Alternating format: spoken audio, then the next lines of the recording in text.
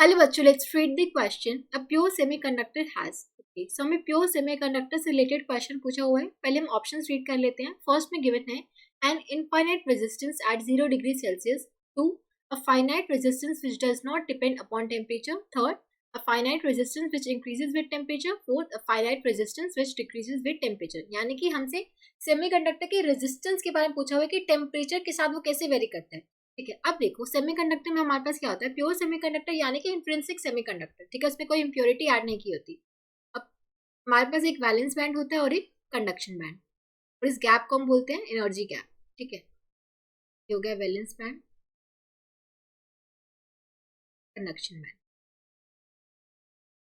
Semiconductor का एक finite resistance होता है। देखो एट लो टेम्परेचर क्या होता है, जो हमारे जो चार्ज कैरियर्स होंगे वैलेंस बैंड में, वो इस एनर्जी गैप को ओवरकम नहीं कर पाते हैं लो टेम्परेचर, जिसकी वजह से क्या होता है, जो सेमीकंडक्टर होते हैं वो इंसुलेटर की तरह बिहेव करते हैं लो टेम्परेचर पे। लेकिन जैसे जैसे आप टेम्परेचर को इंक्रीज करोगे, टेम्परेचर इंक्रीज करने से they gain enough amount of energy and they can excite to conduction band, जिसकी वजह से जो फ्री कंडक्शन इलेक्ट्रॉन्स होते हैं वो इंक्रीज करने लग जाते हैं, यानी कि कंडक्टिविटी इंक्रीज होती है।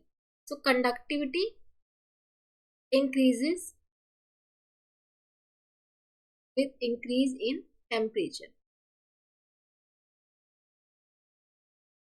ठीक है, और कंडक्टिविटी इंक्रीज होगी टेम्परेचर के इंक्रीज करने से, हम बोल सकते हैं कि जो रेजिस्टेंस होगा वो डिक्रीज करेगा। अब यहाँ पे जो फ्री कंडक्शन इलेक्ट्रॉन्स होंगे वो इंक्रीज करेंगे जैसे हम टेम्परेचर को इंक्रीज करेंगे। ज्यादा से ज्यादा इलेक्ट्रॉन्स हमारे वैलेंस बैंड से एक्साइट होकर कंडक्शन मोड में, कंडक्शन बैंड में चले जाएंगे। ठीक है, तो हम बोल सकते हैं कि हमारा रेजिस्टेंस होगा वो डिक्रीज करेगा टेम्परेचर के साथ, बिकॉज हमारी कंडक्टिविटी इंक्रीज करेगी।